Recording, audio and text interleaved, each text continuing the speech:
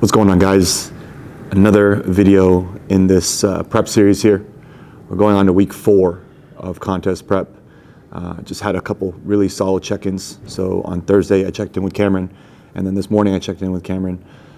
Things are trending very well. I'm at my lowest body weight, kind of averaging around 227 on the dot these last couple days. Yesterday, I took a full rest day. I did some body work, so weight kind of went up, and that's typical, guys. You guys gotta, throughout prep, it's good to monitor trends and see how the body responds under different types of stressors. Body work is a stressor too, and given that I did like an hour session yesterday, just kind of tuning things up, I just wanted my lats opened, my upper back, shoulder girdle, rotator cuff. Shout out to my girl Jess. She's local here in Vegas. Her Instagram is Jess to Fitness, and I believe her massage company is called Rooted in Motion.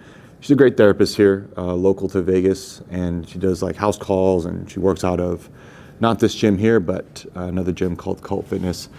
She just tuned me up yesterday, and I feel really good today. I definitely was holding a lot of kind of stress and tension in my lats and kind of upper back. And, everybody's different. Some people kind of hold stress in their neck. Some people hold stress in just other areas of their body. And it just comes with that wear and tear of just training, but definitely feel better today. But my body weight went up because of that. Probably carrying a little bit of water, a little inflammation from that treatment. So guys, you got to know every time people will freak out. They're like, oh, why is my body weight not going like this? It will drastically change throughout prep depending on what we're doing. So today is supposed to be a high day. I have a little bit extra food in me, but from what I've gathered and what I've come to know about my body in the process is that the food that I eat today, like pre-workout and the breakfast, doesn't really translate to my training right away. Food doesn't necessarily do that. There's a process here to eat, intake, recover, or intake, digest, absorb, let it do its thing, and then usually I kind of feel it within the next coming days of my training, which is good. This is my first kind of quad day, and then push day, and then pull day, so we'll see how the days transpire. But visuals look great, tightening up pretty well. I gave you guys a physique update last video, so this video we're going to hold off on that. Just going to kind of keep things sporadic and show you guys the contrast of changes over the weeks as we get deeper. But yeah, it is a beautiful Saturday. I don't know what's going on here in Vegas. It's incredibly warm. It doesn't even feel like winter is going on right now, but I'll take it. I'd much rather take this weather and the sunny skies versus cold, dreary, things like that. It reminds me of kind of back home in California. But Saturdays are kind of like my longer days, I would say. So if I'm a little bit tired today on the video or don't speak as much, just be aware. Saturdays are kind of my heaviest check-in days. I have a really solid client base right now.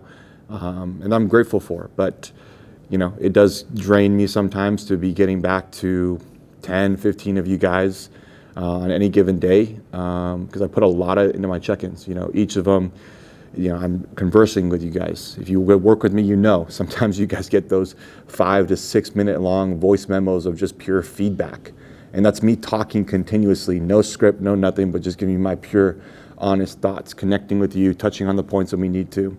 So it is draining, and imagine doing that for 15 people today, right? So it takes a lot of time, takes a lot of mental energy. So sometimes I come here and I have to kind of take a breath, reset, and do my own, work on my own process.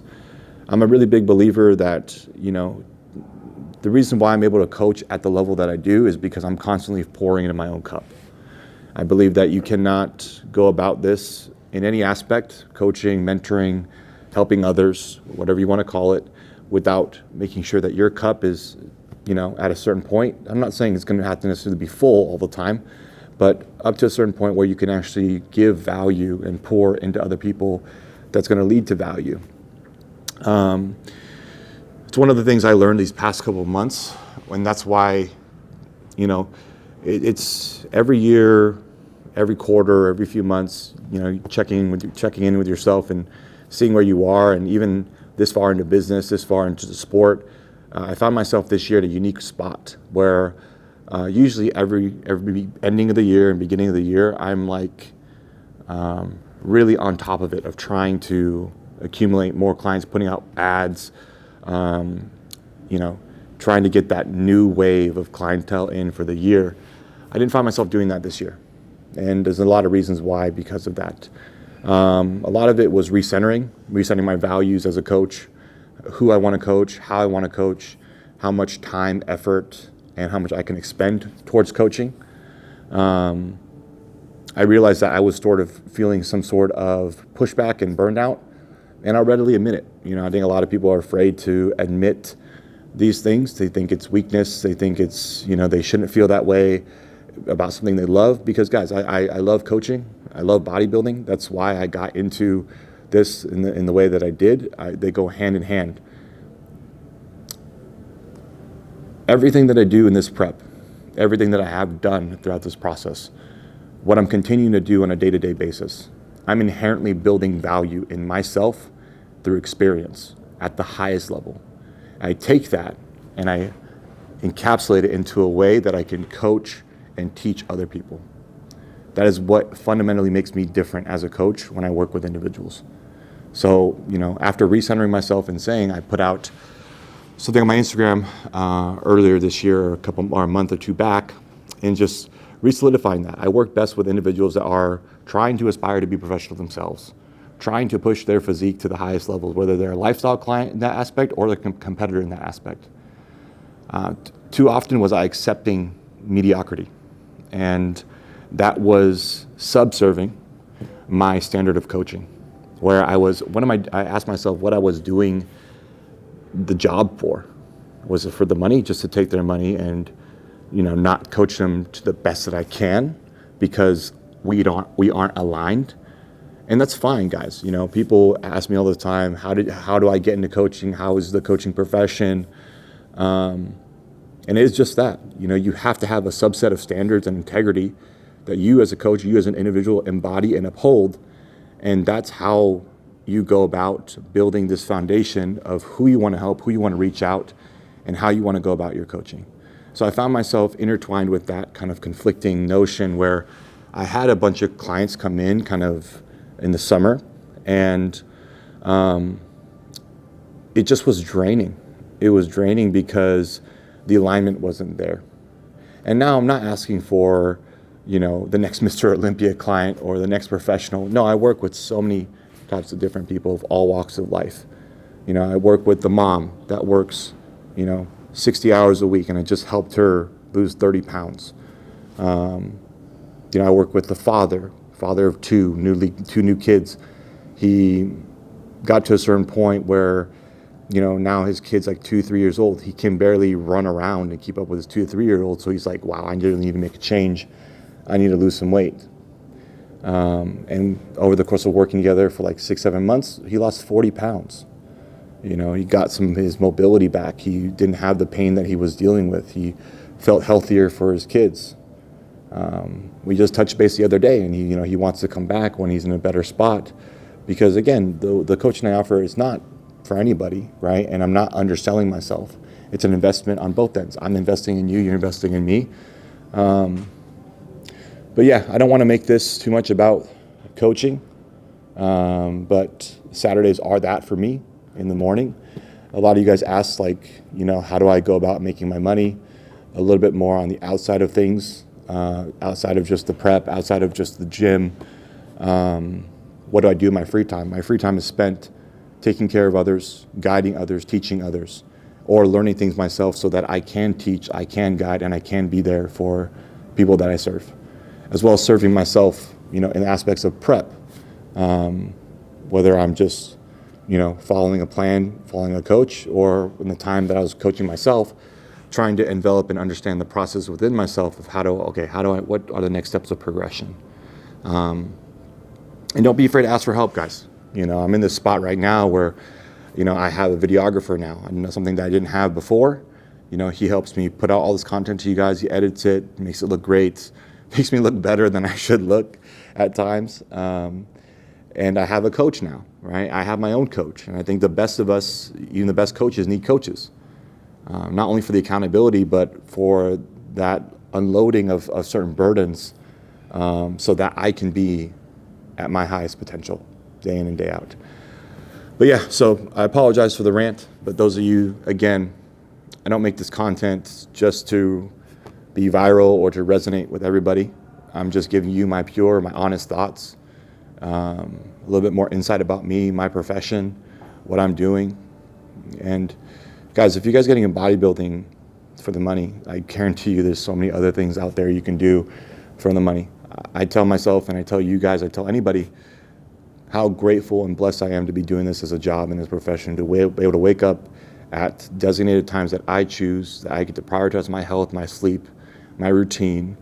I get to come into the gym at designated times that I want, set my own schedule, and do this for a living. And I wouldn't be able to do that if I wasn't creating this value that I am going about the process, and be able to convey that and teach you guys out there how to be better versions of yourselves, how to elevate your own physiques, and how to ultimately, perhaps if you are lucky enough, work hard enough, and the cards are right, take it to that next level, become a professional yourselves.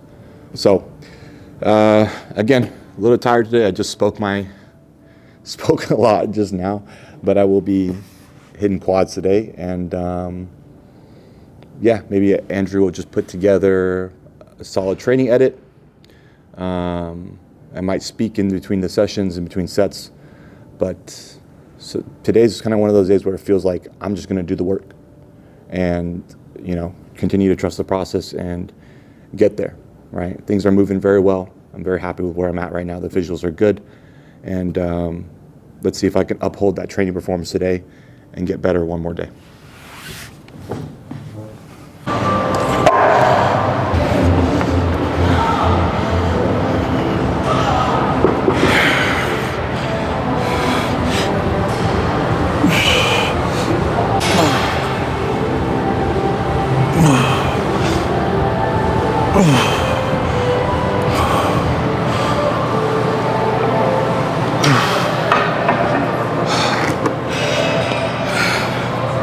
So I get asked how do I not train without headphones, and it's because I just focused on what we're doing, visualizing what I'm training, visualizing how I want to look like, visualizing what I'm building. And as you notice, I don't have a logbook. I've been doing this long enough where that focus within the training, I'm able to picture and memorize the weights I used previously, the last session, and better it. So logbook's in here. And I feel like music oftentimes gets you too emotional to where you kind of lose track of being in the set. And many of you guys don't probably understand what being in the set is, but it's that focus, it's that zone you're in when you're in that working set and you're hitting all the reps, you're feeling every rep, getting the most out of your rep. So I feel like more oftentimes than not, music takes me out of that. Now it's different from person to person, but that's just me. I'm a big visualizer, and because I'm doing the same things over and over again, guys. You guys see this workout now 3-4 times. It never gets boring. And believe me, those of you out there in the beginning stages of your journey don't understand this. I was the same way. I came in the gym and I would do different workouts all the time because it was fun. I had fun when I first did this. And that's what I feel like a lot of people are missing, is that fun aspect. But as I began to get more experienced, better at what I do, I realized, okay, I'm here to actually train. And to train, you have to go in and do the same things over and over and over and over again to try to achieve mastery. Mastery of what you're doing. Refinement of what you're doing. And it's in those things where progress happens. Sure, you could be progressing in other ways by coming here being spontaneous, but I guarantee you that line of progress is immeasurable to the line of progress you can achieve by actually pursuing true mastery and true refinement. So no, it doesn't get boring to me, guys. It doesn't get boring to me. And as much as I can, new leg workout, doing this workout today. just being authentic here with this, with what I'm showing you. The ones that are trying to be at the top and compete at the highest level, we're doing the same things over and over and over again. Sure, things might change here and there, maybe a little bit, but it's the boring stuff that gets you there, guys. It's that monotony that creates greatness.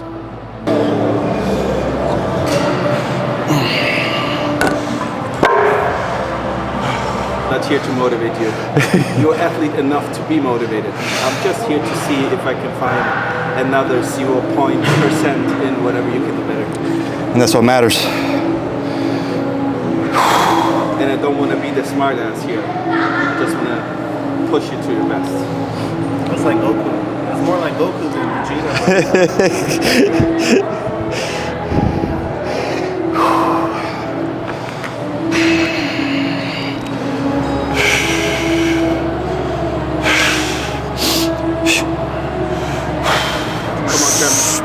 These legs will shine on stage.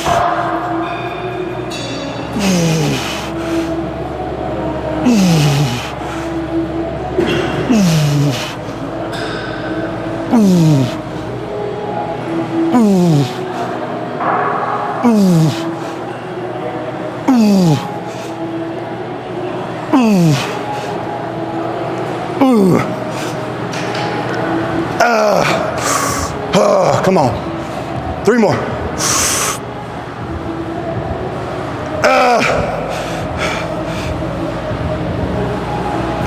That's it? That's it? Olympia level? Work. Work. Come on. One more. That's Olympia level. Come on. Yes! That's it. Great job.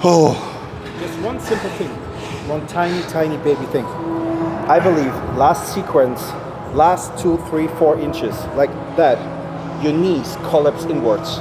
Just a baby bit. And I can feel, that's why I touch your foot. Yes. As you go down, I can feel that your foot is collapsing inwards. Yes. That means your knees collapsing inwards. That means your hips is not stable. Just think about it.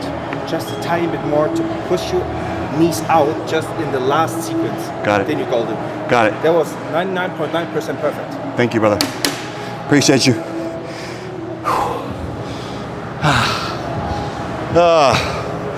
What a set.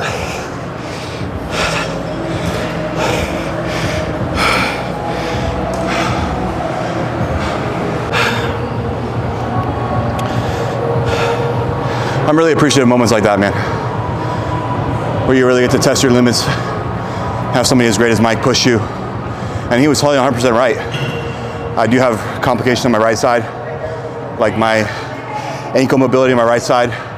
My ankle kind of collapses inwards, which leads to this like linear chain. And it's because I do have like a weak and tight psoas on this side. So beginning of the set is fine, but you get exposed when the fatigue starts to set in. That goes for anybody. The weakness in your form and execution is not in the beginning of your set. It's at the end of your working set where you are fatigued and your body just goes in that zone where it's just trying to move the weight. Was that the cleanest last rep? No. That was just trying to move the weight at that point. But sometimes you need that reminder just to push yourself, to wake yourself up, you know, and to force yourself to get better that way. Because then sometimes the downside of training by yourself is you get a little comfortable. I'm still making progressions, bettering my reps. Like with here, I was at like 13. I just did 14, 15. So, and with better tempo, better cadence, better depth, better control, all that. So I'm still progressing even though I'm by myself, but sometimes you need that push over the edge to remind you, hey, you're capable of more, you can push more, and wake up.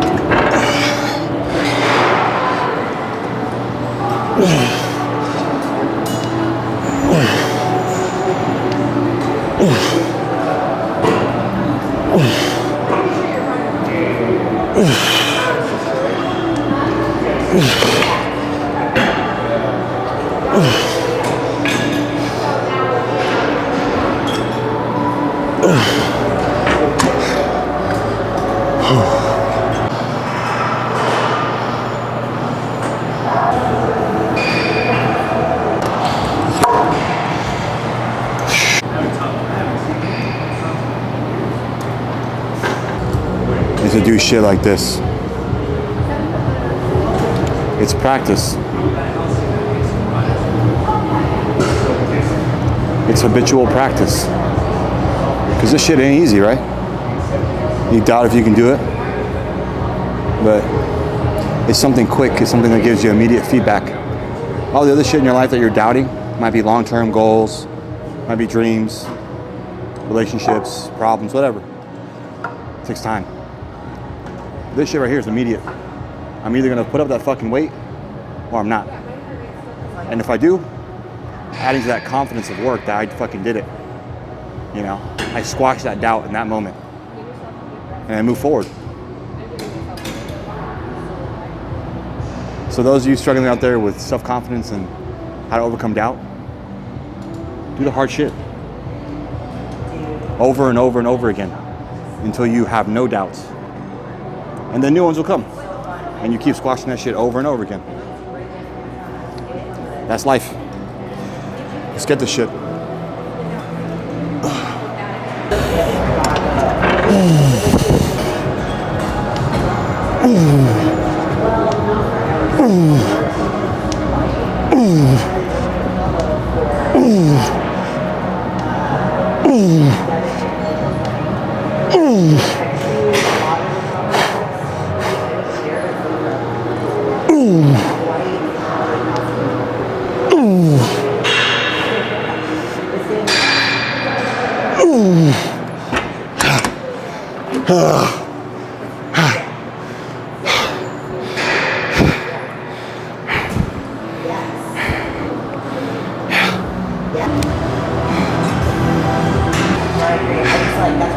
Feels damn good every fucking time.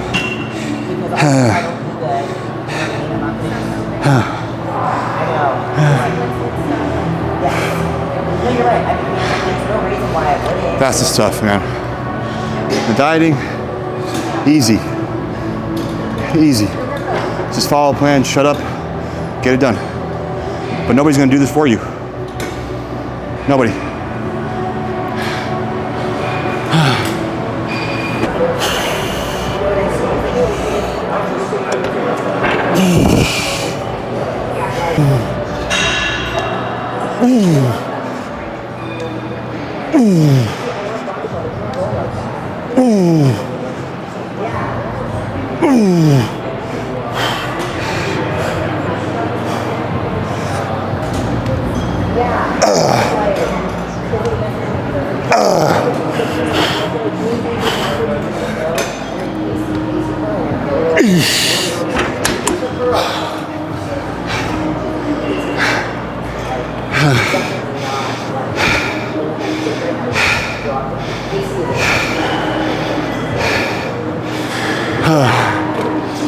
That's some good shit. That's the hard shit done. Quad days for me is like climbing a mountain. Started pretty gradual. This is its peak. Now smooth sailing from here.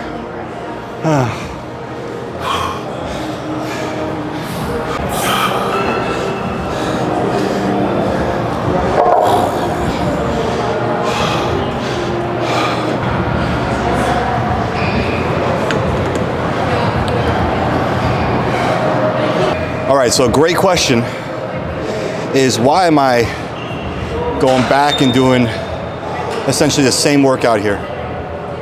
Why don't I go do an entirely different workout? First and foremost, exercise variation is pretty overrated.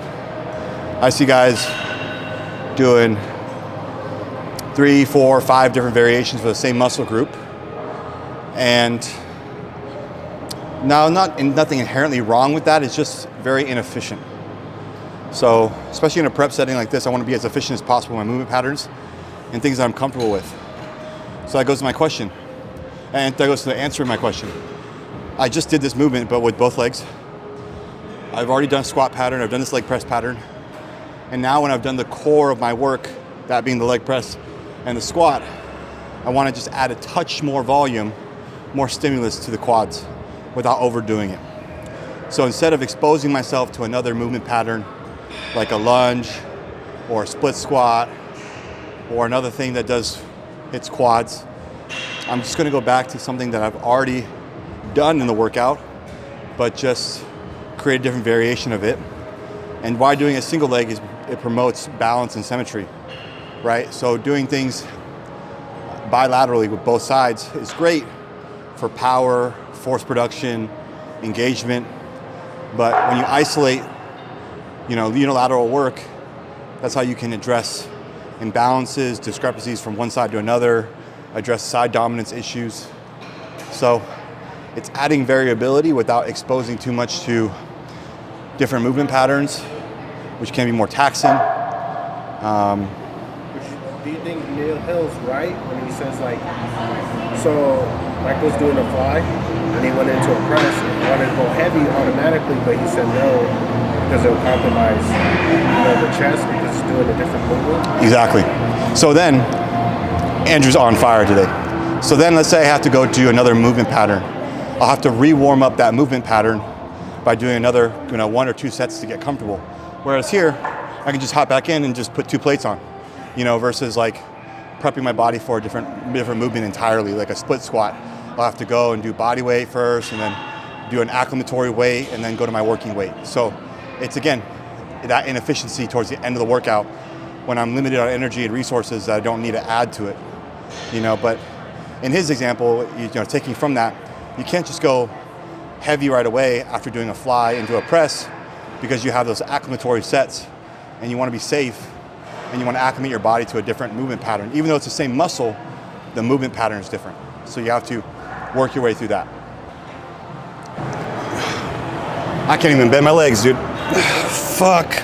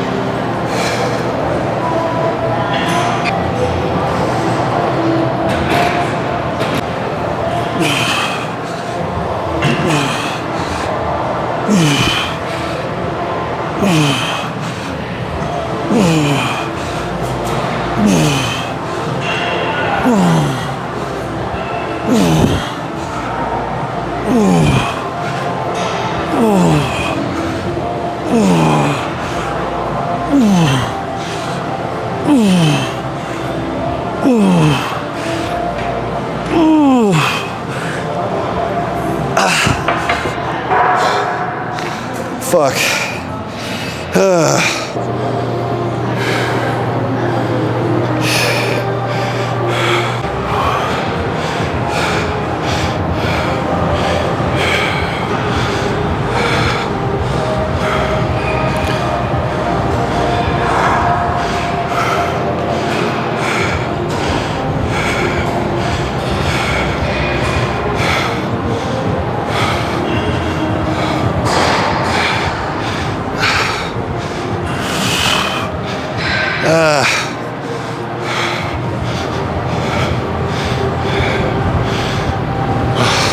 All right, you guys, so another solid leg day in the books. So I went over, how I'm at when I prep right now, how things are going so far. We're just going to week 4 right now. Where my diet is, my cardio is, You can see the progression happening in the gym. You see the changes here. Very blessed and fortunate. So it's another episode in the books. I'll see you guys for the next one. Thanks for watching. Again, please subscribe, like the video, and comment what you want to see. You know, all the DMs, suggestions, they all mean a lot. So appreciate the support. See you guys at the top.